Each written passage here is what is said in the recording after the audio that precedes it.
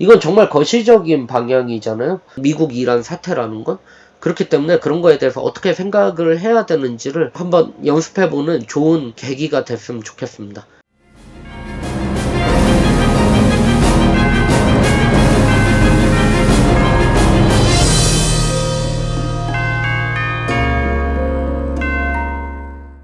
안녕하십니까. 베트남 경제연구소 오드리입니다.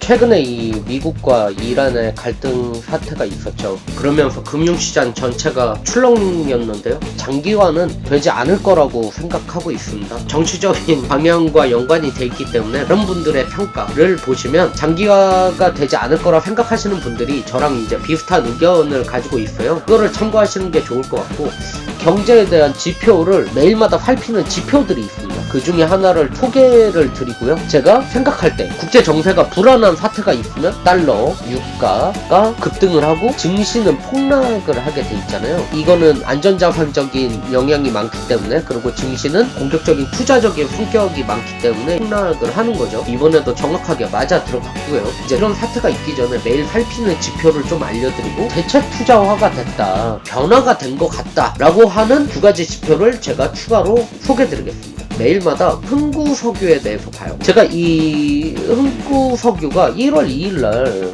보시면 아시겠지만 거래량이 갑자기 늘어나더라고요. 흥구석유를 보는 이유는 유가의 대장주가 됐다라고 생각을 합니다. 그렇기 때문에 이 유가의 이 중동 정세에 대한 선행지표 역할을 한다라고 판단을 하는 거죠. 횡보를 했고 거래량은 거의 멈춰져 있었어요. 근데 이제 갑자기 거래량이 좀 늘어난 거죠, 상대적으로. 그래서 제가 이상하다 했어요. 왜냐면은 왜 갑자기 거래량이 늘어난 거에 대해서 알 수가 없지 않습니까?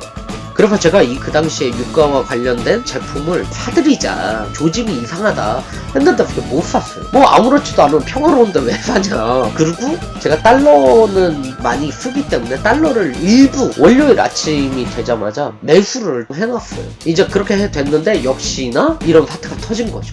이런 사태가 터짐으로 인해서 이 금융시장의 반응은 정말 출렁이었죠. 이제 코스닥 같은 경우에는 3%가 폭락을 했고, 아시아 증시 전체가 흔들렸고, 그나마 중국 증시가 선방을 했습니다. 우리나라 증시도 1% 이상 빠졌고요. 그러면 왜 중동 사태가 중요하냐? 호르무즈 해협, 이란 앞바다에 있는 호르무즈 무역 해협을 통해서 기름을 수입을 해오거든요. 이 수입 시장이 막힐 가능성이 있기 때문에 영향을 받는다는 얘기를 하는 거죠. 일부 분들은 아닐 수도 있다 라는 주장을 하고 있습니다.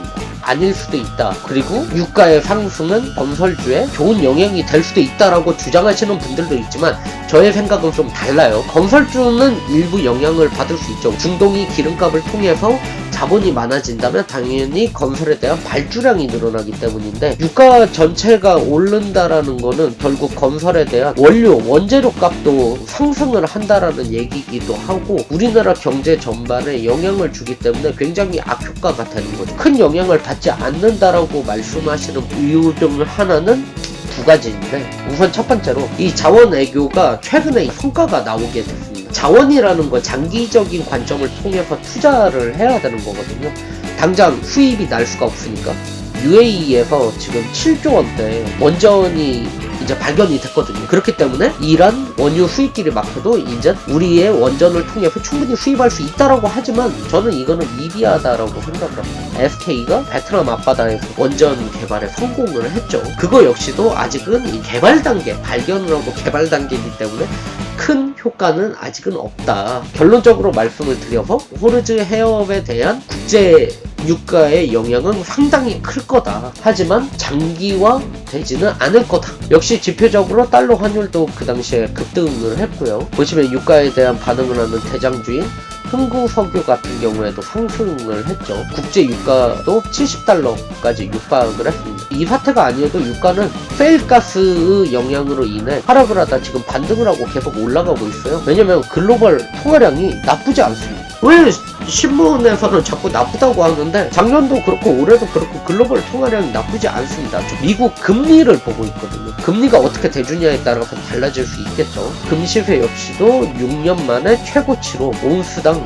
1600달러를 돌파를 했습니다. 이 시점에. 그런데 새로운 대처 투자 자산으로 제가 주목하는 두 가지는 따로 있습니다. 번째로 비덴트입니다. 비덴트는 이제 비썸 거래소를 소유하고 있는 기업이거든요. 재무적인 상태는 저는 그렇게 안정적이라고 보고 있진 않지만 확실하게 대체 투자화가 되는 것 같습니다. 미중 무역전쟁 때 우연일 수도 있겠다라고 생각은 하고 있었지만 이번 역시도 미국 이란 갈등을 통해서 안정세를 찾았잖아요. 안정세가 되고 상승분을 반납을 하고 있죠. 그렇지만 상승을 해주는 모습을 보여주고 있고요. 비트코인, 저는 비트코인 광풀 때 투자하지 않았습니다. 왜 투자를 하지 않았냐면 혁신적인 에어컨이 나오면 에어컨 회사에 투자를 해야지 에어컨 제품에 투자하는지 이해가 되지 않았거든요. 그래서 투자를 하지 않았는데 비트코인이 빠지고 나서부터 뭐 비트코인에 투자하진 않았지만 일부 가상화폐에 바닥일 때마다 조금씩 사모이고 있어요. 그리고 이 국제 정세의 반응으로 급등을 하는 시점에 수익 실현을 하는 방식을 보고 있습니다. 까지도 저는 비트코인을 믿지는 않고 있지만 대체 투자 자산으로 어느 정도 인정을 받고 있다라는 생각이 들게 됐습니다. 이 방송을 통해서 드리고 싶은 말씀은 어떠한 사태가 딱 터졌을 때 이 사태에 대한 본인만의 시각과 자본주의적 시각도 가지고 있어야 되거든요.